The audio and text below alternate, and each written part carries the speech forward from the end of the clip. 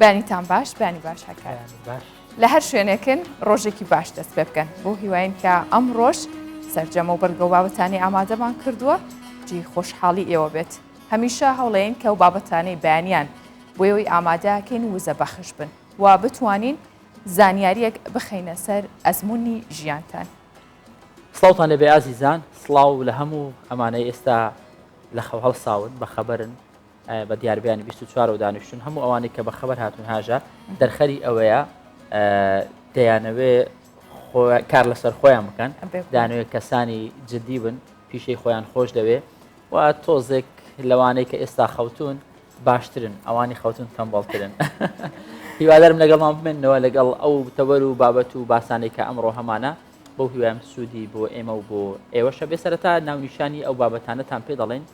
کە ئەمڕۆ دەبێتە ناوەڕۆشی بەرنامەکەمان بۆ یەکەمین جار لەسەر ئاسیێرەمی کوردستان لە شاری دوهۆکەوە یەکەمین پێشبڕکەی سپێڵینگ بۆ 120 منداڵی بەهرەمەند بەڕێوەچوو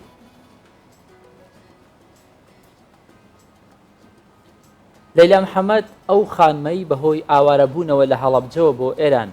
نەیتوانی بچێتە قوتابخانە بەڵام بەهۆی دەستپێشخەری دایکی دەبێتە خوێندەوار و نووسەر و وەرگێڕی چەندین کتێب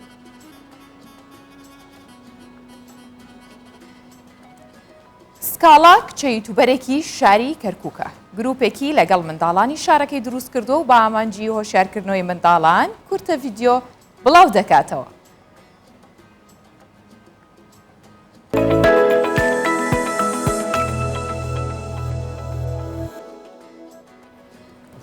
هەژە بابەتی سەرەتامان باس لە ڕێنووسی وشەکان دەکات یاخۆت سپێڵینگ دەکات تۆ باشی لە سپێڵینگ و لە جوانی خەت و لە هەموو ئەمانە زۆر باشم بەڵام لە برەوەی زۆر هەوڵمە کاتێکە لە مەکتب کێشەم هەبووێمە بەداخۆ لە سەردەمێمە لە پۆلی پێنجی ابتیدایی و ئەنج IBCD فێرەکرێن ئێستا لە پۆلی پێنجی سەرەتاییە و بە ئینگلیزی قساکەن بەڵام ئەو کات ئەبوو هەموو ینی وشەکان پیت بە پیتی لەبەرکەین بەڵام بناخەیەکی باشی هەبوو ئەو کات لە نووسین مۆدیلی کێرسف بوو کاپیتال وەکوێستا نەبوو ئەم بابەتەمان هەیە کە لە شاری دهۆک پێشبڕکەی ڕێنووسی وشەکان سپێڵینگ بەڕێوەچوو ئەم پێشبڕکەی یەکەم جار لە هەرێمی کوردستان ئەنجام دەدرێت بەڵێ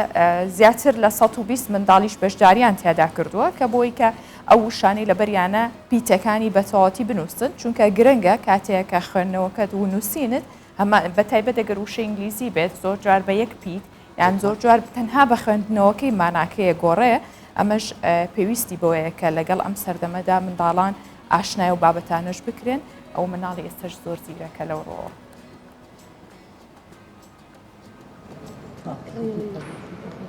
ئەزمونەکە داویە دگەلکە چاخوا دکە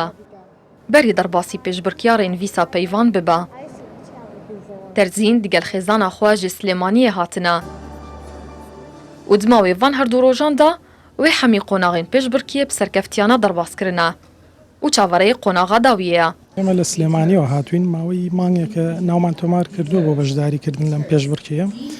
و خۆشبەختانە دوێنێ یەکەم ڕۆژ بوو کە بەشدار بووین و توانیمان بینە قۆناغی دوو کە ئەمڕۆیە ڕاستی نیەتی بەشداربوونمان لەم پێشبڕکیە بەرزکردنەوەی ئاستی زانستی کچەکەمانە و سواز بۆخوا ئەو شتەمان بینیوە کە دووەم ڕۆژە من ئەوە فێر بوو کە خەڵکی تازە ئەناسم لە دهۆک و وشەی تازەی ئینگلیزی فێر بووم لە سەرانسەری جیهانێ ئەف پێشبڕکیە هەیە لە یەکەم جارە لە سەرانسەری کوردستانê têkirin ڕکابەر ji her çar parêzgehên herêmê ne ئەوێن ئاستێ wan di zimanê îngilîzî de bilind e Merhaba me ji vê pêşbirkek û tiştekê akademiyê zanistî nava komelgeha xwedazê dikin û piştevaniya qutabiyet xwe bikin ew qutabiye bejdar li hemî parçên Kurdistanê ne li Hewlêrê daxil bûye Sulêmaniyê daxil bûye li Zaxo daxil bûye li Akirê daxil bûye hemî parçê Kurdistanê bejdar in wekî min diyar kirin ku ev pêşbirkanê yekem car li Iraqê hemî tê kirin merhema serekî ji ew e ku astê qutabiyan baştir lê bikin 121 qutabî ji parêzgehên cudayên herêmê beşdarî vê pêşbirkiyê bûne ku temenê wan ji 10 saliyê ta 14 saliyê ne. Di vê pêşbirkiyê de giringî birast û diristiya rênivîsa peyv û pîtan û çawaniya gotinê didin. ڕێکخەرن ئەوێ پشبڕکێژی دیار دکن مەرەم ئەوە فەرهەنگێ پیدەدان بە زمانی جەمڤان زارۆکان پەیدا بکەن و ئاستێوانیان زانستی دوبارە زمانی دەژی بلند بکەن. هەڤرست ڕەجەب، کوردستان 24 دهۆک. ئەم سەردەما گەنجان لە چەندین بوارە کارەکەن بە تایبەت لە سۆشیال میدیا و ئیتر ئەوەی پێی بوترێ پەیوەندی بە ئینتەرنێتەوە هەیە خوانیان تیا دۆزیوەتەوە. کچانیش بێگومان دەستێکی باش و وە سەرکەوتویان تیا هەیە. هەرۆک چۆن سکاڵا کە کچە یوتوبەرێکی شاری کەرکووکە بە هاوکاری براکەی لەگەڵ کۆمەڵێک منداڵ کورتە ڤیددیۆی ئامانجدار تۆمارەکات و لە سۆشیال میدیاش بڵاوی دەکاتەوە. سکاڵا دەڵێت ئامانجم لە بڵاوکردنەوەی کورتە ڤیددیۆکان هەم خولیایە هەم هۆشیارکردنەوە و دەرخستنی توانای منداڵان.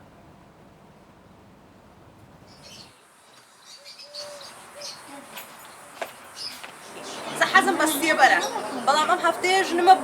پاڵەوان بوو هێنمە و حەمەت پێکەوە ئەم جاریان ئاین ئەبێتە مودیر و ئاریا بێتە مامۆستا. سکاڵا هەر لە منداڵیەوە کاتێکە منداڵ بوو هەستم کرد بە هەرەیەکیە ئەو شتانەی کە پێویستی پێیەتی من بۆی جێبەجەکەم ئەوەکەی کە تەدەخلی ناو گروپەکە ناکەم تۆ وەر ئەمە بکە یان ئەوە بکە لەخوا بەزێر خۆی لە تەمەنێکایە و خۆی کارەکانی خۆی کات یعنی ئەوەدا بڕوان پێیەتی ئەوەندە بڕوان پێیەتی یعنی چۆن ئەڵێ لە کوڕ زیاتر بڕوان پێیەتی. سکاڵا هەمیشە حەزی لە خوێندنە، سکاڵا کتێبە خوێنێتەوە، سکاڵا سەرڕای کورتە فیلمەکانەکە هەمیشە دڵێکی فراوانی هەیە. باوەڕ بێ ئەم لادەیە هەمویان شانازی بە سکاڵاواکەن لەبەرەوەی سکاڵا لە ڕووی کارێکی پەروەردەیی بۆ منداڵەکانیان نەکات ئەو منداڵانە وای لێ کات شتێکی جوان فێر بن. ئەو مناڵەکان بڵێ چی بۆ ئێوارە خواردنی خۆش خۆشم بۆ تا حاز برنج لا گۆشت قەیسی ئەمە لە خواردن خۆشم بۆ تا حاز کرۆ بۆ ئێوارە نەبێتەوە دایکشمان خراپە. کە فاسفودەکانە کچم فاسفودم ئامادە کردووە هەمبەرگرە فەلافلە هەموو شتێکم فاستی فاسفودە گشتیم بۆ تا حازر کردووە. وا بزانم دیارەکەی تووە چییە مادامەوە نەقسەت خۆشەوە نییە واز دەکەی دیارە چۆتە دەبێت بزانم وڵە مەگە خوا بزانێت چ پێ بزەلامە بێجامە سوورە ئەوە خۆتورەکەی منە لەو سابە گەڕێم کچینە هەرکەس و ئەزانجێ خۆتان چۆیە و چۆنیە یەکەم کوڕەکان ڕێک بۆ خۆتان بڕۆنە دواوە دوا کچەکان دوای کچەکان تا بنجە چاوان و لازەکە کچەکان ڕۆشتن ڕێک دوای کچەکان مۆشە تۆرە بۆ لای نمە ڕێک وەرە لای کورسی و دانیشە ئەڵێ چی لازە؟ ئەڵم هاوڵێکم خەڵمە خۆتەوەین بە دوایین لای ماڵپەر ئافەریم گەڵا ئامادەن؟ سێ دوو یەک ئاکشن. لە سەرەتاوە من ئەکتەر بووم بەس ئێستا ئیش دەستم کردو بە ئیشی کامێراوانی لەبەری کەناڵەکەی ئێمە لە تەمەنی 15 ساڵی بەسەرەوە ئیتر ئەکتەری کەمترە بێتەوە. دوو تاقی ئیشەکەین بەیانیان و ئێواران. بەیانیان لە سەعات جارە هەشتەوە لەبەری سە گەرمە لە هەشتەوە دەست پێکەین هەتاکو و دەور 10 و 11 دەست پێکەین. ئێوارانش لە 4 و نی و 5 دەست پێکەین هەتاکو و دەور 6 و ئەو کاتانە هەتا مەغریب.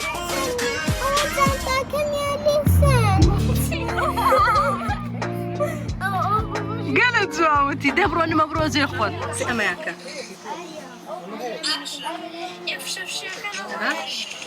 ساسێ سەڵتەکان هەمووی زۆر باشن سەرها کارە لەناو موبایلەکە چۆن جۆر لە دەنگێتی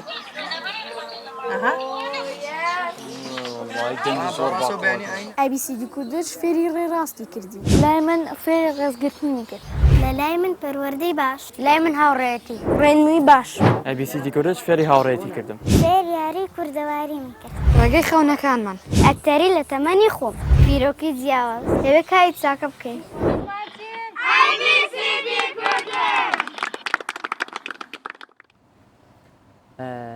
جا هاژە هەموو کات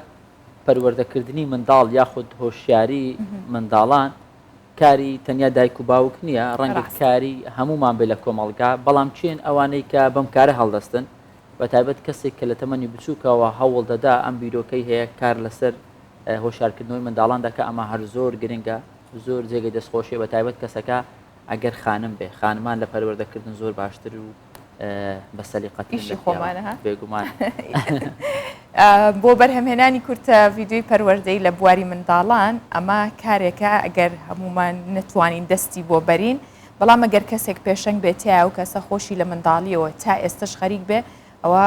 هەڵبەتجی شانازیە وەکو بینیمان لە راپۆرتەکە ئەویش خات و سکاڵا بوو لەگەڵ کۆمەڵێک گەنج و منداڵی جوانی کەرکک سکاڵا نازم یوتوبەرە و ئاریا نازمیش کە براکێتی ئەویش کامێرەمانە هەردووکیان میوانی ئەزیزیم بەیانی ئێمن بەخێر هاتن بەیانیتان باش باش سکاڵاخان کاکە ئاریان زۆر بەخێر بێن زۆر سپاس لەوە دەست پێ بکەین ئێوە کارێکی جوان دەکەن سەرەتا دەستان خۆشبی بە تایبەت بابەتەکەتان کە پەیوەستە بە پەروەردەکردنی منداڵ هۆشیارکردنەوە هەموو ئەمانە زۆر گرنگە کەی دەستان پێکرد سکاڵاخانەوە 25 ساڵی 2010 بوو وەکو بیرۆکە دەستە پێکرد بەزەو کاتە لە زانکۆ ئەم خوێنی ترها کاتەکان کەم بوون سەردەمی کۆڕۆنا هەمیشە ئێڵەمە سەردەمێکی قرس بوو بەڵام بۆ ئێمە دەستپێکێکی زۆر باش بوو دەستمان کرد بە بنیادنانی ئەو خەونی کە خۆمان لە سەریا ڕۆین بە کەرەستەی بچوو بە موبایلێکی سادەی ڕۆژانە بە کۆڵانێکی سادەی هەمومان کە تێپەڕین ڕی لە مناڵی جوام و پێکەوە دەستمان پێکرد لە وەرزی یەکەمادە مناڵ بووین بۆ خزمەتی مناڵی کورد بۆ خزمەتی کۆمەلگای کوردی و کۆناغی هەرزەکارش بە هەمان شێوە بووی بە شێوازێکی زمانی مناڵانی خۆیان شتەکان بگەێنی باشە سکاڵا ئێستا خۆت و گروپەکەت بڵێ بناسێنە زیاتر و چەند کەس بەشدارن لەگەڵتان و هەر یەکەشتان کارتان چییە؟ بڵێ من وەکو خۆم بەڕێوەری تەواوی کارەکانم لە چەناڵی یوتوبەکەمان خۆم دەستم پێ کرد و سەرەتا خوشکێک و دەستە خوشکێکم لە وەرزی یەکەمە دە مناڵ بووین ئیترە و مناڵانەی کە وەریەگرین 8 ساڵ بۆ 14 ساڵن کە بەرەو چواردە بەسەر و ڕۆژن حەزیان لێ بوو با لەگەڵم بمێنەوەکو ئەکتەرێکی گەورەیان وەکو پشت کامێرە هاوکارێک وەکو کامێرەمانێک ئەگەریش ناتوان سراحەتی خۆیان وەرگرن ینی بڕۆن بۆی پەرە با خەونی خۆیان بدەن ینی هەرەوەنی مناڵی خۆیان لەگەڵ منا بەڕێ کرد کۆمەڵێ باشمان لە وەرزی یەکەما هەبوو ینی کارکتەری زۆر باشمانە بوو هەنێکی مانە و هەنێکی ڕۆیشتن کۆمەڵە مناڵی ترما وەرگرت لە وەرزی دووەمە ئەوانیش ئێستاکانە توانەکانی خۆیان دەرەخێنن بەدەر لە کورتە فیلمی پەروەردەی ئەمانەوێ ئامانجم ئەوەیە کە کەسایەتی خۆیان بنیانێت چونکە بنیادنانی هەموو کۆمەڵگایەک لە مناڵەوە دەست بکات مناڵێکی تەندروست مناڵێک بێکە خاک و وڵات و چۆن بڵێ ناخ و شتەکانی بەلا پیرانی دەستنە ناوبەڕووی هیچ مناڵێکە و لەگەڵ تا کارەکەات بێگومان خۆیان دایک و باوکەکان ئەڵێن با ئەم هاوینە پشوی هاوینیان بۆن من لە کاتی قوتابخانەکانە لەو کاتانی کە مەجالە بەدەر لە خوێندن دێنە لام پێکە ئەو کاراکەین ئەوش بۆ من زۆر خۆشە هەم چێژی هەیە و هەم پەروەردەیەکی باشە بە زمانێکی مناڵانەیان تەمەنی خۆیان پیانەگەێرم باشە سکاڵاخان لە ڕابردوو لە ئێمە لە کوردستان دەرهێنەرمان هەبووە خەریکی دراما و فیلم و هەموو ئەو بابەتانە هەبووە بەڵام ئێستا کارکردن لە چەناڵ یوتیوب تۆزە گنوێترە ڕەنگە ئەو دەرهێنەرانەی کۆن کاریان کردووە ئێستا نەزانن ڕێگەی با بڵێن کورتە فیلمێک لە چەناڵێکی یوتیوب چۆنە ینی نازانن و نازانن چۆن دەچێتە ناو خەڵک ئێستا دەبینم لە چەناڵ یوتیوبەکان هەندێک گەنجی زۆر بە توانامان هەیە بەڕاستی ئەوەن دەب بە سەلیقە ئەوەنە لایانی تەکنیکیان بەهێزە ینی ڕەنگە لە دەرهێنەرەکانی دیکە باشتر بن بە تایبەت ئێستا کە ئاسانکاری هەیە لەوەی کە لە نێتفلێکس بەردەوام سەیری فیلم دەکەن درامای بیانی دەبینی سوود لە تەکنیکی دەرەوە وەردەگرن ئێوە لە تەکنیک چی دەکەن چی بەکاردێنن ئەو ئامرانەی کە هەتانە تا ئێستاش هەر بە مۆبایل وێنە دەگرن بەڵێ هەتا سەر بە مۆبایلە ڤیددیۆی کارەکانمانەکەین چکە ماشەڵڵا سە مۆبایلەکانی ئێستا زۆر پێشکەوتون ئیشەڵاگەینە ئاستەکە بگا بە کامێرەوە بوو گەین بە شوێنی خۆمان و ینی هەمومان هەر مرۆڤین نێتفلیکسش بە هەمان شێوە مرۆڤێکن کە کۆمەڵێک بیرۆکانی ئێمەش لەوایە بەدەر نەبین لەو بیرۆکانە و لە داهاتوە ئیشەڵا بەس ئەڵێ هەموو شتێ لەسەر خۆ ورد بووی بڕۆ وا بنیاتینە کە هەرگیز نەڕوخێ ئێمەش ئیشەڵا بەو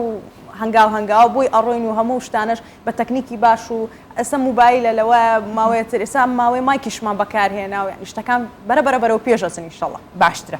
جا ئاریا یەکێکە لەوە ئەندامانەی کە خۆت گەورەت کردووە لەگەڵ تا ئێستا بۆتە کامێرەمانی تۆ ئاریا باسێکی کارەکانمان بۆ بکە کەی دەستە پێکرد یەکەم جار کە دەستە پێکرد چی و لێ ئەزانی ئێستش گەیشتوتێتە چه ئاستێک ئێستا چیەکەی بۆیان وڵای من بەڕاستی سەرەتایە ئیشەکەم سەرەتایم پێشتر ئەکتەر بووم بەڵام ئێستا لەبەروی تەمەنم بووە 15 ساڵ بەسەر و خوشکەکەم تەقاعد بووی بەڵێ تەقاعد بووی لاکتەری تەقاعد بوو باشە یارمەتی خوشکەکەمە دەم لە کامێراوانی تاوەکو ئەوش ئیشەکانی یارمەتی دەم بەرەو پێش بچێ. باشە ڕۆژانە چەندێک ئیشی لەگەڵەکەی چیەکەی ینی بێجگە لە تەسویرکردن چیتری بۆەکەی؟ وڵای ئێمە بە دوو تاغیاری هینەکەین تەسویرەکەین بەیانیان و ئێواران بەیانیان لە سعات 8 بۆ تاکو و 12 تەسویرەکەین و ئێوارانش لە سینیمە ڕۆ تاکو و 6 تەسویرەکەین. باشە ئسکاڵا شوێنێکتان هەیە ئێوە کۆکاتەوە یان وەکو نووسنگە هەر لە ماڵەکەی خۆتان؟ وڵی ماڵەکەی خۆمان بۆتە شوێنێکی پڕ لە یادگاری بۆ مناڵی خۆم و بۆ مناڵەکانی ئێرەش ینی ئێستی کە لەگەڵمان ماڵمان باخچێکی گەورەیە ماڵمان لە دەشتا لە لادێنی تر مناڵەکان شەمی مناڵی دەور و جیران و خزم و ناسیای خۆمان یان هەرینە و ناوچەیە تر پێکەوە باخەکەمان گەورەی وەکو شوێنێکی یادگاری خۆشمان لێکرۆ کە هەم بەرهەمی کارەکانمان بەدەر لەوە دایک و باوکشم زۆر هاوکار من ینی بە شتەکان بە پلانن ئەوە نیە هەموو کاتێک بێ ینی هەمووی بە پلاندا ڕێژێسە بۆ منە ئەمڕۆ تەسویرمانە بوو لەبەر ڕاپۆرتەکە دوامان خست بۆ بەیانی شەڵات دەست پێک ینی ئەو شتەکان پلان ئەبێ. سکاڵا خان زۆر جار کاتێک کە کورتە فیلمێک دەکەی یان ڤیددیۆی کورتەوە ڤیددیۆیەک بەرهەمدێنی پێویستت بەوەی تێکستێکی باشت هەبێت وایە تێکستەکە بچێتە ناو خەڵک وە ئەوەی کە بینەرتە سوودی لێ ببینێت چێ تێکستەکان چیرۆکەکانتان بۆ دەنووسێ؟ واللهی گشتی خۆم سینناریۆکان ئەنووسمەوە چیرۆکەکان ئەنووسمەوە زیاد لە ناو ژیانی مناڵام کتێب زۆر ئەخوێنمەوە زۆر لەسەر بابەتەکانی مناڵە چڕ ئەبمەوە ئا مناڵ لانە دەرونیەکانی چۆن ئەو شتانە بەلایەنێکی دەرونی مناڵانە بگەێنم چۆن ئەو حیوارانی کە دا ڕێژە وتانە سەرنجیان ڕابکێشێ بتوانن ئەنجامی بدەن ینی خۆم جار وایە نیو سعات بەس دانیشم بیر ئەەکەم و چیرۆکە چۆن دابڕێژم دوای ئەوەش ئەینوسمەوە ینی کە نووسیشمەوەی دەفتەرم مێماون هەموو مەسەن ئەمڕۆ فلانە کورتە فیلمانە سەر ئەو سینناریۆ ئەو حیوارانە ئەڕۆین کە دامڕشتە و نووسیمەتەوە. باشە ئەرشیفیەوە تەنها یوتیوبە؟ بەڵێ یوتیوبە و تازە ئینستاگرام و تیکتۆکیشماندانە بۆی زیاتر خەڵک لەوێنانە نە یوتیوبەکەتان چییە با لێرەوەمەدی کوردش ABCD کوردش ABCD کوردش زۆر ئاسانیشە چونکە بابەتێکی هۆشیاری و باوڵێن پەیوەست بە پەروەردەکردنی منداڵ ئێمەش پێیان دەڵێن خۆشم سەبسکرایبی دەکەم. باشە ئاریا لە کاتی تەسویرکردنە مناڵەکان باش ئاکتین ناکەن چی ناکەن چیەکەی لەگەڵیانە؟ وڵایی بەڕاستی هینە قورس نییە بۆ تۆ؟ من وڵی بەڕۆڵا قورسە بەس چ پێینتر خۆت فێریانەکە ینی؟ ئاریا بینیم لە ڤیددیۆکان هاژە ستاندێکی لەدەست بوو کامێرەکەی لەسەردانا بوو تەنیا ئەو ستاندت هەیە بۆ تەسوورکردن بۆ وێنەگرتن وڵایی ئەو یان شتی دیکەتان هەیە با بڵێن ئامێری دیکەی ئاسانکاری بۆ ڕاگررتنی مۆبایلەکانتان وەکو ستاند؟ ناوڵە هەر بەو ستاندە کارەکانمانەکەن شاریەوە بەکار نایەنن ئەگەن ئەوەژی ئینشاءڵڵا. وڵای سەرەتایە بەڕاستی ستاندەکەش هەر فترێکە کەڕیمانە و بەکاری هێنی دەستان خۆش. باش ئەم کارە ڕێی لێ نەگرتوون بۆ خوێندنەکەتان؟ زۆر گرنگی بە خوێندن ئەدەم مناڵەکان لە بوارەشە زۆر ئێستا بە تایبەت پشووی هاوینە هەموو هەفتەیەک چۆن بڵێ کار و چالاکیمان هەیە بەس لە کاتی قوتابخانە مانگی دوان ئیتر ئەوەش لە مەسەلەن کۆتایی هەفتەکە ئەگەر مەجالیان هەموویاننا بۆشە هاوینان زۆربەی کورتەفیلمەکان کۆکەمەوە بۆی مانگی دوان پۆستەکەم زۆر جار لە ناو هاوینە بێ کورتەفیلمە پۆستە بین ینی ناو زستانە ببورن این هاوینە پۆستەکەم بۆ لەبەر قوتابخانە نامەوێت کاتیان لێ بگرترێ و ئەوە لە پێش هەموو شتێکە بۆ من. ئێوە کە وێنە دەگرن بگومان ماندووبوونێکی زۆری دەوێت تاکو بەرهەمەکە بخود دەکرێتەوە هاژە ینی مۆنتاژ دەکرێت چێ مۆنتاژەکەتان لە بۆ دەکات؟ واللهی ناڵم گشتی بیرۆکەکان خۆمم خۆشم مۆنتاژیەکەم ڕۆژێکیان لەم کات گەرمایی زۆر هات پلەکان زۆر بەرزەوە بوون لەناو مەشەدێکمان هەبوو خۆم تەسویرم کرد جارێ دوان سێ مناڵەکان هەڵیان کرد من زۆر هادە ئەم لەگەڵیان ینی شتەکان قەت نامەوێت کاردانەوە چکۆ مناڵم خۆم کەمەجییان هەروە ئەبێ ئیتر ینی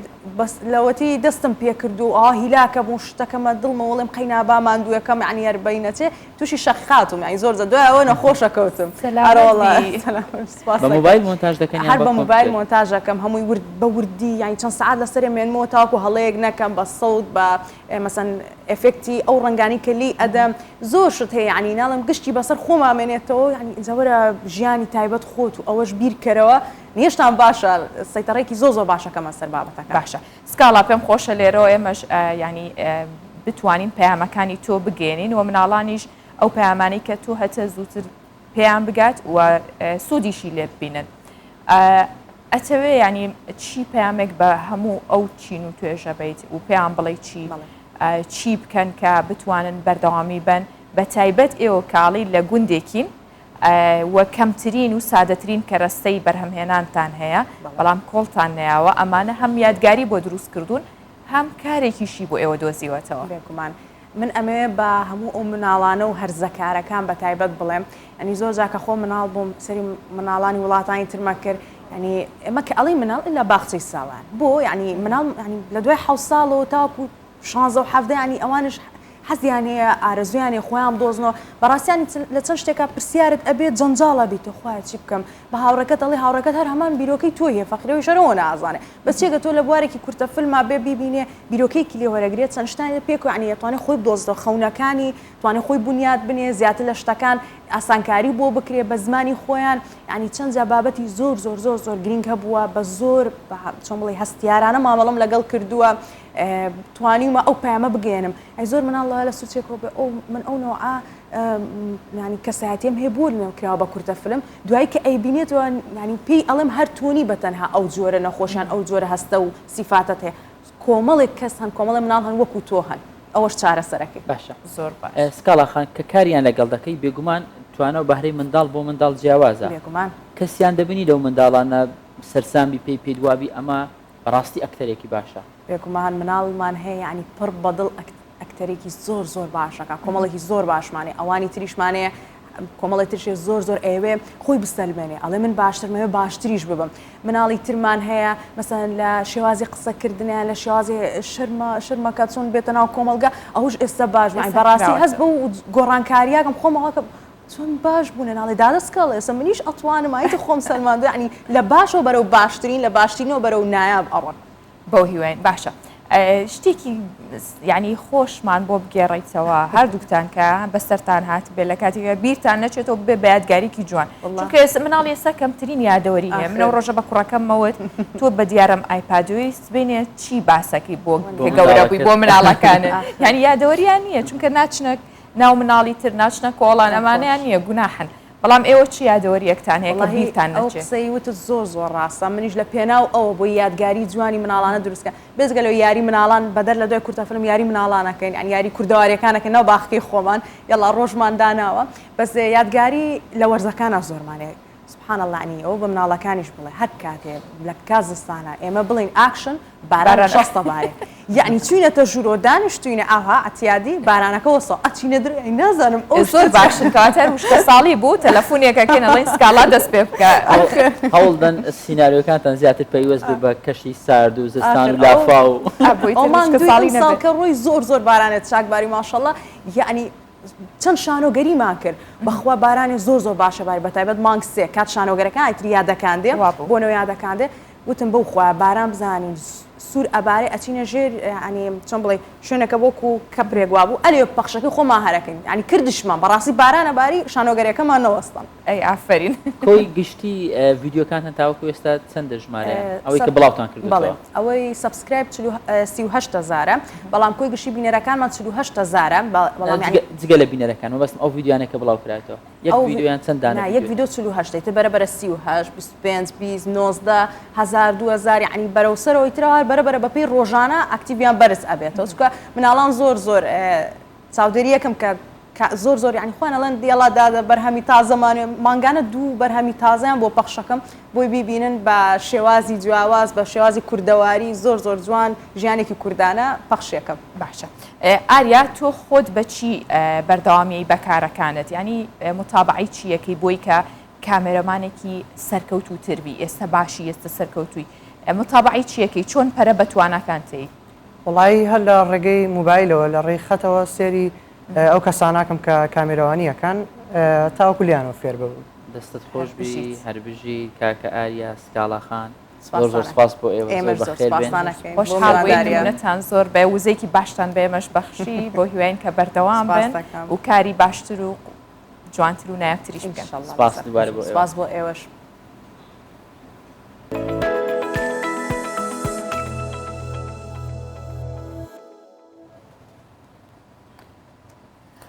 بۆ پەرەپێدانی کللتوری خوێندنەوە لە ناو گەنجان بە تایبەت وە گرنگیدان بە ناوەڕۆکیە و بڵاوکراوانەی کە لە هەرێمی کوردستان دەرەچن چەندین گروپی خوێندنەوە لەلایەن خوێنەران لە کوردستان دروست بوون بە هەمانجیۆی کە خوێندنەوە هەکار بکرێتە کللتور یعنی هیچ بیانوێکت نەمێنێ بۆی کە نەخوێنیتەوە لە ڕێگەکە تا ئاگەیتە شوێنی کارەکەت بتانی بخوێنیتەوە ناوەندێک هەبێ هەموو ئەمانە ئاسان کراون لەلایەنم گروپانەوە گروپی دۆستانی کتێبیان هەیە کە ماوەی 4 ساڵ لە شاری سلێمانی دامەزراوە ئەندامانی گروپەکە توانی ویانە لە ماوەی کارکردنیاندا بە میوانداریەتی نووسەر و ئەدیبان خوێندنەوە بۆ چەندین کتێب 4 ساڵ بەسەر دروستبوونی یەکێک لە گروپە چالاکەکانی بواری بە کولتورکردنی خوێندنەوە تێدەپەڕێت. گروپەکە لەلایەن چەند نووسەر و خوێنەرێکەوە دروستکراوە. هەفتانە بە بەشداری نووسەرێک بە شێوەیەکی کراوە خوێندنەوە بۆ بڵاوکراوەیەکی کوردی دەکەن. بیرۆکەیەوە مەبوو کە چەند باشە ئینسان کە کتێبە خوێنێتەوە لەگەڵ کۆمەڵی هاوڕێی خۆیان ئەم بیر و ڕایە بگۆڕنەوە لەسەر کتێبەکە یا لە نزیکەوە نووسەربانکەن و قسەی لەسەر بکەن لەسەر کتێبەکە. و خۆشتان نەزانن ساڵانێکی زۆرە لە هەرێمی کوردستان مەسلەی کتێب چاپکردن و بڵاوبوونەوە بە دنیای بێدەنگیا تێپەڕێکەس لەسەرم کتێبانە قسە ناکاوە تا ڕادەیەکی زۆر نووسەر بەر خوێنەرەکانی ناکەوێت بۆیە بیرۆکەکەی من لێەوە بوو کە کۆمەڵە گەنجی هاوڕێ خوێنەر کۆبینەوە لە چواردەوری یەک بە شێوەیەکی بازنەیی پێکەوە هەفتانە گفتوگۆ بکەین لەسەر کتێب و ڕۆشنبیری و بواری ئەدەبی. ئەو گروپانەی بە ئامانجی دروستکردنی بیر و بۆچوونی جیاواز لە ناو گەنجان دروست بوون هاوکات بوونە سەرچاوەیەکیش بۆ فراوانکردنی ئەندێشە و خەیاڵی ئەو کەسانەی دەستی نووسینیان هەیە. بێگومان من چەند حەزم لە خوێندنەوە بووەوە چەند نووسیمە ئێستا زیاتر حەزی خوێندنەوەم زیاتر بووە ینی بۆ نمونە ئێمە هەموو هەفتەیەک لەسەر کتێبێک ئەگەر دانیشین بۆ کولایەنی ئیلتزامی گروپەکە ئەو کتێبە ئەخوێنمەوە لەگەڵ ئەوەشدا هەندێک جار هەیە کتێبی تر دێتە ئاراوە باسی کتێبی تر ئەگرێ پێشنیارەکرێ ئەوشە خوێنمەوە ینی بۆ من سووری زۆرە بەڕاستی و بە تایبەتی کە ئەنووسم بۆ من بۆ فراوانبوونی خەیاڵم بۆ ئەزمونم زۆر سوودی هەیە. ڕۆژ بە ڕۆژ ژمارەی ئەو ناوەند و گروپانەی کە لەسەر بە کولتورکردنی خوێندنەوە دەکەن زیاتر دەبێت. ئامانجی سەرەکی ئەم گروپانەش دروستکردنی کۆمەلگایەکی هۆشیارە لە سایەی پەرتووکەکانەوە. دالیا کەمال کوردستان 24 سلێمانی.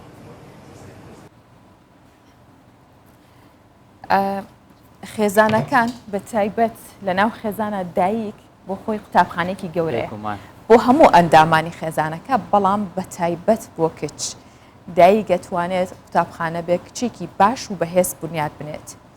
تەوەرێکی دیکەمان هەیە ئەمڕۆ لە بانی 24 باسی خێزانێکەکەین خێزانێکی کورد کە دوای ئاوارەبوون بۆ ئێران نیانتوانیەوە بەداخۆ کچەکان بنێرنە قوتابخانە بەوەی ئەو کارە ساتانەوە بەڵام دایکی قوتابخانە ڕاستەقینەکەیە بووی. دایکی هەر لە ماڵەوە کچەکەی فێری خوێندنەوە و نووسین دەکات دوجار کچەکەی بلیمەتێکی لێ دەردەچێت دەگاتە ئەوەی چەندین کتێب بنووسێت وەرگێڕانیش بۆ چەندین کتێب بکات ئەم بابەتە بەڕاستی بابەتێکی سەرنجڕاکێشە وەشانی گرنگی پێدانە بۆی لەسەر ئەم بابەتە دەوەستین میوانمان لەگەڵ دەبێت خاتوو لەیلا محەممەد سلێمان کە ئەمە نووسەر و وەرجێڕە لە ئاکرێەوە لەگەڵمانە خاتوو لەیلا بەیانیت باش سلااوت دەبێ نمونەیەکی زۆر جوانی بۆ کەسانەی کە دەیانەوێ کۆڵ نەدەن هەر چۆنێک بێ بگەن بەو ئاواتێکە خۆیان حەزیان پێوە خەونی پێوە دەبینن تۆ کە لە قوتابخانە نەتخوێندووە چۆن بووی بە کەسێکی خوێندەوار و نووسەر دەکرێت ئەم چیرۆکەمان بۆ باس بکەیت. سەرەتا سڵاو بۆ ئێوە بینەرانی خۆشەویستم. سڵاو لە تۆش. ڕێز سڵام هەیە سوپاسانەکەم بۆ ئیوانگەشتیان بەرنامێتمان کرد. ڕاستەکەی خۆی ئەروک لە سەرەتای بەرنامەکە ئاماژەتان پێدا خۆم لەبەرەی ئاواری ئێران بووین نەمتوانین درێژە بە خوێندن بدەم و ینی بڕۆمە بواری خوێندن ئەو شتانە بەڵام دایکەم بوو دەکرێت بنێم قوتابخانەیەک بووە من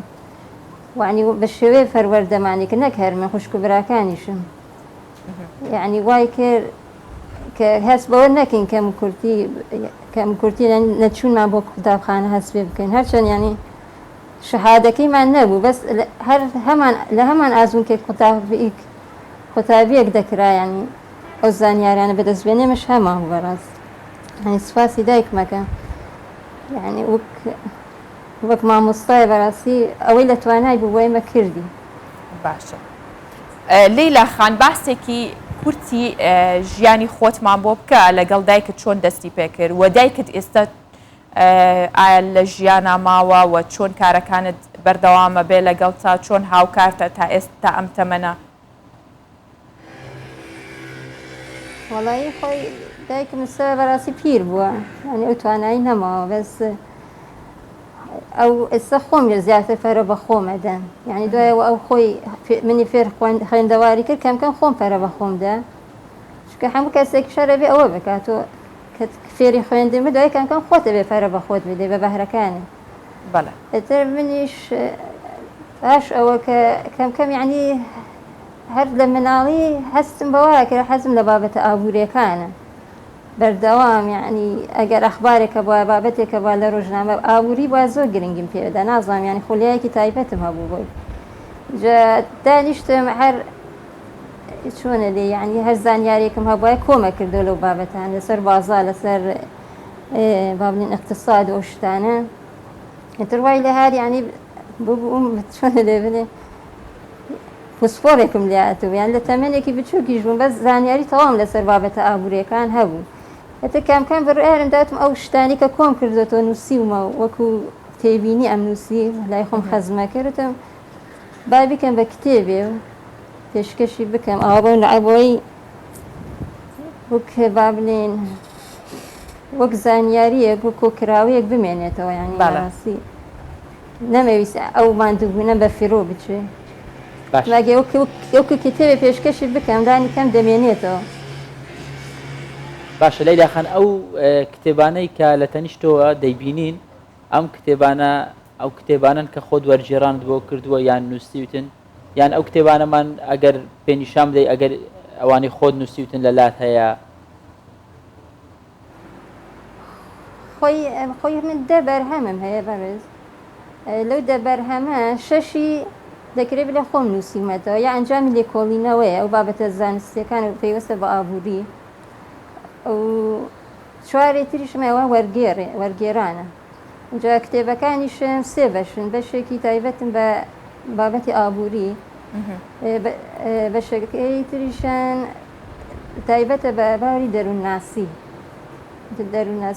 ئەو خێزانی ئەو شتانە بەشێکی بچووکیشی پێیوەستە بە باتەکانی چیرۆکی منداڵان بەس ئەوەی من زۆتر ینی سەرنجم داوەتە سەری ئەو بابەتە ئابوووریەکانە چکە خۆم خۆلیای زیاترم بۆ ئەو بابەتە هەیە بۆ بەرهەمەکان ژانی ئەوی بلێ ئامادە بێ لە بەردەستم بێ ئەوکە دە بەرهەمم هەیە بەس لەو لەیلا پیشانی کامێرەکەی بە بۆی ببینین بزانین بەرگی کتێبەکە ناونیشانی کتێبەکە بە بینەران بناسێنیت ناونیشانی کتێبەکانم نازم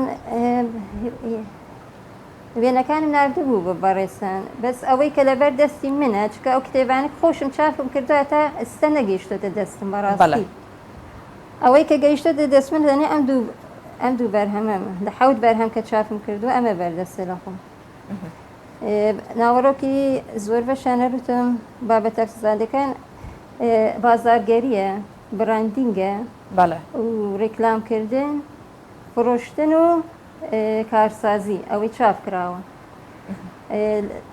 بۆ بابەتە منداڵانەکەش ئەو 10 چیرۆکی منداڵانە کە ئەویش خۆی لە سێ بەرگە بینێتەوە بەس بەرگێکی چاپ کراوە لەیلا لە بواری ئابووریە خانمان دەگمەنە و بوارێکە کە بوارێکی قوڵ و تێروپڕە و ڕۆژانەش زانست زیاتر کە بەرەو پێشەچێ ئابووریش زیاتر قوڵترە بێتەوە بەڵام ئەوەندەی ینی ئەم بوارە کەمترین خانم کاری تیاکات من شانازیەکەم کە خانمێک بەبێەوەی چوبێتە قوتابخانە لەم بوارە قورسە پێشنگ بێ بوارێکی قورسە بەڕاستی منەڵم کە ڕۆژانە پێویستی بە ئەپدەیتکردنەوەیە خۆی بریاری ئەوەی کە چۆن ینی بەڕاستی بریاری ئەوەم دا کە تەواو ئەو بابەتە ینی بکەمە کتێ چکە لای خۆم هەر خەزن بوو وەکو با بڵێن وەکو یادداشت وەکو نووسراوی لای خۆم خەزن هەبوو بەس بۆ هاتمە کردم بە کتێب یعنی کە من ئەگەڕان بە دوای بابەتێکی اقتصادی کە سێرچمە کرد بە کوردی هیچ نهاتە بەردەستم بەڕاستی یعنی با بڵێن وشەی مارکتینگ کە ئاچوم سێرچمە کرد لە فێگە کوردیەکان بەڕاستی یەک وشە ناهات داخم خواروتم چۆنە ینی تۆ قوتابخانەی کوردی بەڕاستی لەو بوارەوە ینی لاوازە هەژارە مارکتینگ هەموو وشە با بڵێن مارکتینگ باڵێ هەمان وشە کە تۆ بازارگەری دێم بە فارسی کە سێرچمە کرد ینی بەحرێ لە زانیاریە هاتە پێشم یا بە ئینگلیزی کە تۆ سێرچێکی ینی دەریایەک لە زانیاری دێتە بەردەم ینی ئەوە ینی بۆم ینی سیر بوو تۆ چۆنە بێ ینی لە قوتابخانەی لە کتێبخانەی کوردی ئەو ینی گرنگی بۆ بابەتە نەدراوە بووە کە تۆ سێرچەکەی هیچت دەست ناکەوێ ینی بوونی نییە و شتەوانە دروست ئەم بابەت بریارم تا کە لانی کەم ئەو بابەتانە بکەم بە کوردی بۆی کتێبخانەی کوردیش بێبەش نەبێ لەو زانیاریانە دەست خۆش بیکارێکی زۆر باش و پیرۆزت کردی پێم وابێ ئەمەش عادەتەن خوێنەری کورد بابەتە کە لە ئەکادیمیەکانی کوردستان دەخوێندرێ وایە ڕاستە پێشتر هەر ئابووری بەگشتی هەبوو لە کتێبێکدانراوەتەوە بەڵام ئێستا هەکار هەندێکیان هەیە کە ڕۆژانە بە تایبەت بازاری فۆرێکس یاخود بازار ئەلکترۆنیەکانە ئەمانە زۆر قورسترن لە بەشی میدیاش هەر هەیە بە بازارکردن یعنی ئەمەش جۆرێکە یەکێکە لەوانەکان هەتا ڕیکلامکردنی شەر هەیە لەیلا خان پێمان خۆشە ینی بچینە ئەو چیرۆکەی کە سەرەتا بۆ هەر منداڵێک بۆ هەر قوتابیەک فێربوون قورسە بە تایبەت تۆ کە هیچ پیتێک ناناسی لەگەڵ دایکت چۆن توانیت ئەمە فێربی ئایا دایکت ڕۆژانە وانەی دیاریکراوی بۆت هەبوو یان هەر پیتەکانی فێرکردی خۆت دوجار دایکم دەکرێت بنێ ماڵی ئێمە کردو بە قوتابخانەیە چکە هەر من نەبوو من هەشت خوشک و برای تریشم هەیە کە بێبەش بوون لە خوێندن بەهۆی ئاوارگیمان ئەو ینی چۆنیە کرد ینی بۆ هەر یەکێکمان ئاستێکی پۆلی داناو یەکێک لە پۆلی یەک بوو یەکە لە پۆلی دۆ بوو ینی چۆن تو لە قوتابخانە ینی ئاستە باشە ڕۆژانە چ کاتێک وانەی پێوتنەوە ئاست ئێمە پۆل بە پۆل وەڵا زیاتر ینی لە دوای کاتی نیوەڕۆکە خۆی ئیشی نابوو مەجای هەبوو دانیش ینی وەک مامۆستایەکی تەواو وانی بە منەدا با بڵێ ئەگەر من پۆلی چوار بوومایە پاشان وانەی بە خوشکەکە بچووکترمەدا کە پۆلی سێ بوو بەڵێ ئاخوا ینی خۆی پۆلەکانی دیارە کرد تر ڕۆژە ئینگلیزی بوو ڕۆژە بیرکاری ینی ئەوەی کە مامۆستایەکی ئاسایی کادایکم بۆ ئێمە کردی بەڕاستی بەس پاش ئەویش خۆمان ینی کەم کەم پەرە بە خۆماندا تر لە ڕووی زمان ئینگلیزی بێ زمانی کوردی عەرەبی ینی هەمووانی فێرمان کرد ئەو کتێبانەتان چۆن پیا کرد لەو کاتەکەەوە لە ئێران بوون ئەو کتێبە کوردیانەتان چۆن پیا کرد بە چ زمانێک فێریەکردن خۆی ئێمە بە منهەجی فارسیەمان خوێن بەرز چکە ئێمە لە ئێران بووین ئەو کتێبانە کتێبی فارسی بوون کە هاتینەوە بۆ عێراقیش ساڵی 2005 دووبارەوەکو بێ لە سفرۆس دەستمان پێکرد چکە ئەو کات نامانتوانانی کوردی بخوێنین و بنووسی دووبارە ئەجا دەستمان کرد بە فێربوونی کوردی و ئەوە و عەرەبی و ئەو شتانە یعنی ئێستا خوشکبراکانیشت وەکو خۆت خوێندەواری تەواون ئاڕەوەڵا دەکرێت بڵێم بە تایبەت خوشکەکانم سێ خوشکم هەیە دەکرێت زۆر لە من بەهرەدارترن ئەو خوشکێ لە خۆم بچووکتر هەیە یعنی ئاسێ ئەوەندە ئینگلیزیە زانێ ینی زۆر بە ئاسانی و ئاسایی لەگەڵ کەسێکی ئەمریکی قساکە ها خۆشی پەرە بە خۆی داوە بەس خۆب ئەکید یعنی لە سەرەتا دایکم بناغەکانی فێر کردو کەم کەم خۆی خات و لەیلا خوشکێکم هەیە پێمان خۆشە لێرەوە سڵاو و ڕێس بۆ دایکت بنێرین خانمێکی کورت لە ئاوارەیە لەگەڵەوەی کە وتت هەشت منداڵی هەبووە سەرڕای ئەو هەموو قورسایی ژیان سەرڕای ئەرکی ڕۆژانەی هەشت منداڵی فێری نووسین و خوێندنەوە کردووە وای لێ کردوون کە ئێستا ببنە بەهرەمەندێکی باش ئەمە شاژنێکی کووردە ینی ئەمە پێوترێ شاژن لە ناو کووردە بەس پێم وایە لە خانمانی کورد ئەم شتانە چاوەڕێکرێن. بەڵێ بەڕاستی شانازی پێوەشەکەم یعنی هەموو جاریش هەر بەرهەمێکم دەنووسم هەر لە کتێبەکەش پێشکەشی ئەەکەم حەقی خۆیەتی بەس پێشکەشی دایکی بکەوانی ناوی هێنم لە کتێب وایە بەڵێ دەستت خۆش بێ خات و لەیلا زۆر بێ نمونەیەکی زۆر زۆر جوانی نمونەی بەڕاستی نمونەی کۆڵ نەدانی ینی کەسێک ببێ قوتابخانە بەم شێوازە باشە بتوانێت بنووسێ بخوێنێتەوە فێرە زمان بێ لە بواری ئابووری لە بوارە ئابوووریەکە ئەوە هەر زۆر سەرنجی ڕاکێشان بەڕاستی بابەتی ئابووری بابەتێکی زۆر وشکە ڕەنگە هاژە باشتر بزانێت چونکە اختصاصی خۆتی ئابووری ینی من وەکو بینەر وەکو ڕۆژنامە نووسیش بە هیچ شێوازێک ناوێرم باش خۆم لە ئابووری بدەم بەڕاستی ڕاستە بابەتێکی تابڵی خۆشە وەکو وتم هەکار زۆر جار کەسی زۆر تایبەتمەندیەوێ کە خۆی بدات لەو بوارە ڕاستە بوارێکی زۆر زۆر خۆشە بەڵام قوڵە وردە پێویستی بەوا بێت کە بیکەیتەوە بە زمانێکی سادە بۆ خەڵک ئەمەش بۆ خۆی قورساییەوێ وەکوتم کە منە و ژنانەی دەسێنامە بەڵام بەهێزین ئێمە مادەم لە بواری ئابووریە کارەکەی لەیلا خان خۆشحاڵ بووین لەگەڵمان بووی. کاتێک دێنێ من هەندێک کێشەم هەیە بوو چاپی کتێبەکانم یعنی چەند بەرهەمێکی نووسراوم هەیە چاپ ناکرێ چکە خۆشم ناتوانم کولفەی چاپکردنی لە ئەستۆ بگرم بەڕاستی یعنی بەنیازم کتێبێک بنووسم لەسەر پێشمەرگەیەکی گەورەی ئاکرێ کە دەکرێت ناکرێت بڵێن پێشگوێ خراوە دەکرێت بڵێن پێشمەرگەیەکی ون بووە کە مەلا مستەفا خۆی شخصیە ناوی هاوردەوتێتی شۆڕشی کورد یعنی قەرزاری ئەو پێشمەرگەیش محەممەد ئەسعەدە کە ئەکاتە خەزوری خۆمیش هەمووی کتێبی لەسەر ئەو بنووسم یعنی حەزەکەم لایەنێکی پەیوەندیدار هاوکاریم بکە بۆی بەرهەمە ئەو بەرهەمە چاپ نەکران چاپ بکە بۆ ئەوەی ئەو ماندووبوونم بە خسار نەچێ با من بانگەوازەکە تەواو بکەم لەیلا خان ئەگەر ڕێگەم پێ بدەیت هەر ئیزافەتەن بۆ قسەی بەڕێزت بەڕاستی شایەنی ئەوەیە بە باشترین کوواڵێتی بە باشترین دیزاین وەزارەتی ڕۆشنبیری بە ڕێبەراتی چاپ و بڵاوکراوەکان نازانم ئاکرێ پێیوەستە بە هیچ هۆگیان چاپ بڵاوکراوی تایبەت بەخۆیە شایەنی ئەوەیە هەموو ئەو بەرهەمانەی کە خاتو لەیلا ئامادەی کردووە بۆی چاپ بکرێ بێگومان دوای پێداچوونەوە ینی کە بۆ شێوەیە یاسایی کە هەیە کە خانەکانی چاپ و بڵاوکردن دەست پێشخەری بۆ بکەن بەرهەمەکانی بڵاو بکرێتەوە. سپاس بۆ تۆ.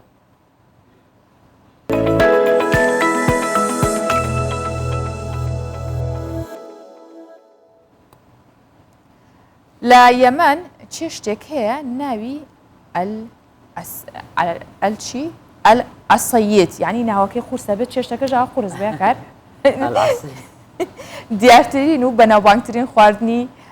میلیە لە یەمەن یەمەنیەکان بە خۆراکێکی تەندروست تێزانن هەر بۆیە لەوێ خواستێکی زۆری لەسرە دروستکردنی ئەلعەسەیت ئاسانە هەرزانیشە بڕەکەشی کەمە ئەوەی ڕۆژێک لە ئێمە ئەلعەسەیدی خواردبێت ئەو ڕۆژە لای ئەو بەجەژن حسابە.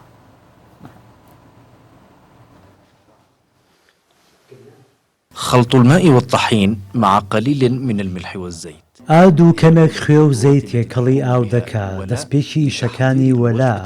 کە دەیەوێت چێشتی ئەلعەسیدی بەناوبانگ دروست بکات بۆ خێزانە چوار کەسیەکەی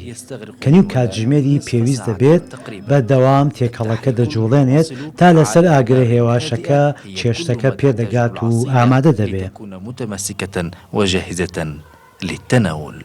في ناس يحبوا بالطحين الأسمار وفي ناس يحبوا بالدوخن. هندي هن بأردي قاوي الأسيدك دروز دكن هندي كدي بأردي هرزايان أردي هندستان حزيان ليتي هر نوع شو بجورك آمادي دكن حقين والبسبوسة الأخضر.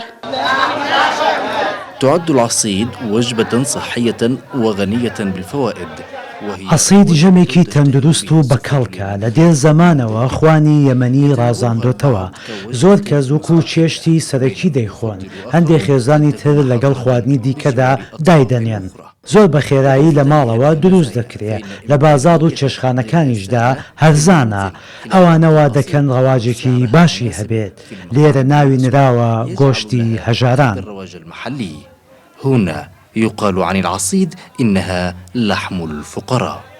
ما في عندنا لا دق فلوس ناكل اللحم. پارەمان نییە گۆشتی پێ بکڕین بەڵام هەمیشە ئەلعەسید دەخۆین بە تایبەتی لە گوندەکاندا ئەوەندە خۆشە جاری وا هەیە بەیانی و نیوەڕۆ و ئێوارانیش دەیخۆین. والمساء بالأرياف. يجمع اليمنيون على حب هذه الوجبة.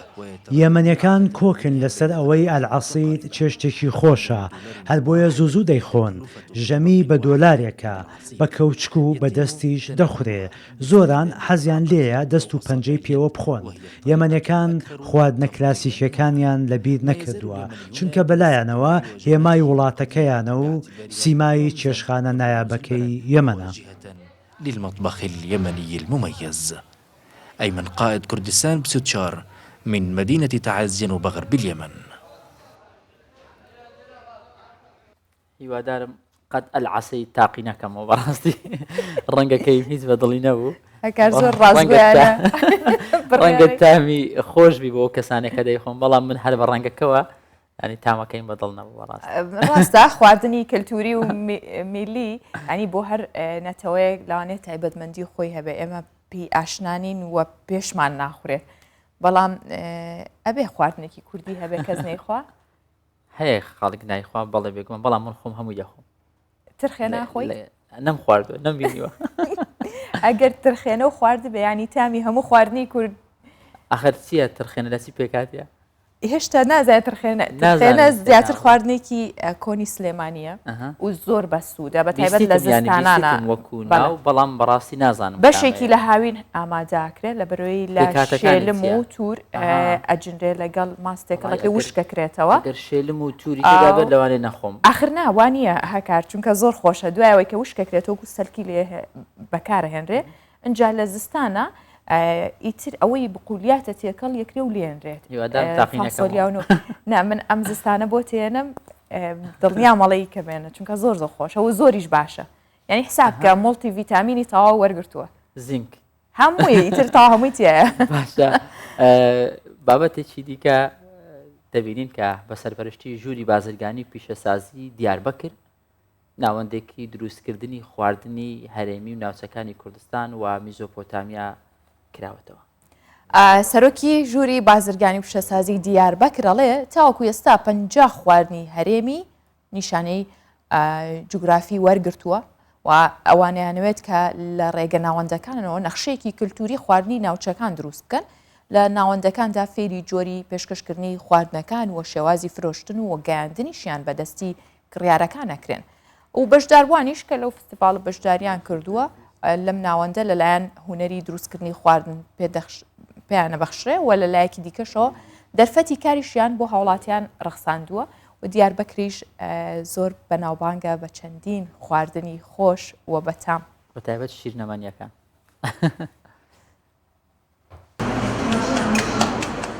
ناوەندا گاسترۆ ئینۆڤاسیۆنیا دیاربەکرێ گۆ پێشەنگیە ژوورا پیشەسازی و بازرگانیە دیاربەکر هاتیە بەکردن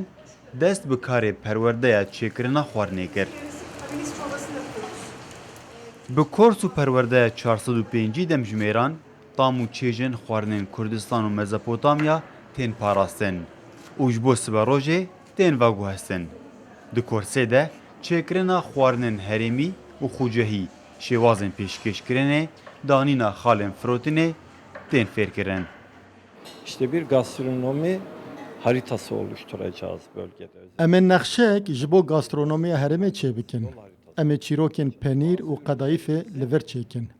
Jûra me nîşaneya coğrafî bo pêncî berhemên xwe wergirtiye. Em ê van xwarinan li vir çêkin û pêşkêşî daxwazkaran bikin. Kesên bixwazin çêkirina xwarinê fêr bibin, dê werin vê derê. Son 3 yıl içerisinde. Avahiya perwerdeyê sala 1807 hatiye avakirin. Di dema xwe de jî ji bo perwerdeya pîşeyî hatiye bikaranîn û niha jî dîsa bi armanca perwerdeya pîşeyî tê bikaranîn. Li navendê ji bo xwarinên Kurdistan û Mezopotamyayê dê hemû kar werekirin. Gastro İnovasyon Merkezi'nde yaklaşık 30 tane eğitim. Li navenda gastro înovasyonê سی ژن پەروەردەی دەبینن تەمەنیوان ژنۆزدە هەتا 30 ساڵینە هەر هەفتی 5 ڕۆژ ئەم لەوێ دەرێنە ئەف پرۆژە دە هەمان دەمێدە بە ئارمانجا دیتنا دەرفەتێن کارە لە کودەری ژن هەبە ئەز هەمە خوارینên خوجهی و هەروەها مەطبەخە خواردنەیە Mezopotamya nişan didin. Bununla birlikte tabii ki de bölge olarak Di navendê de kesên ji bo dîtina derfetên kar hatine hene. Heroha kesên dixwazin xwarinên bi tam û çê jî çê bikin jî hene. Yemeklerimizi zaten biliyorum, yapıyorum. Jixwe ez çêkirina xwarinên herêmî dizanim. Li ser delîverî kar dikim. Bi armanca zêdetir pêşxistinê ez hatim vê kursê ku hunera xwe pêş bibim. Li vê derê keşûhawayekî baş heye. Çok sevdim, hocayı da çok sevdim. Mezopotamya çavkaniya 4500 cûre berhemên çandiniyê ye. Got xwarinan de tên bikar anîn. Armanca serekeya navendê parastina van berheman û bi tam û çêşeke xweş pêşkêşkirina wan e. خواردنی یەمەنیان دیاربەکر بێگومان دیاربەکر وەکو ئەو شیرینیەی کە ئێستا لە دوای راپۆرت بینیمان بە هیوام ئەمڕۆ و هەموو ژیانتان هەر شیرین و بەچێژ بێت هەمیشە لە خۆشییا بمێنن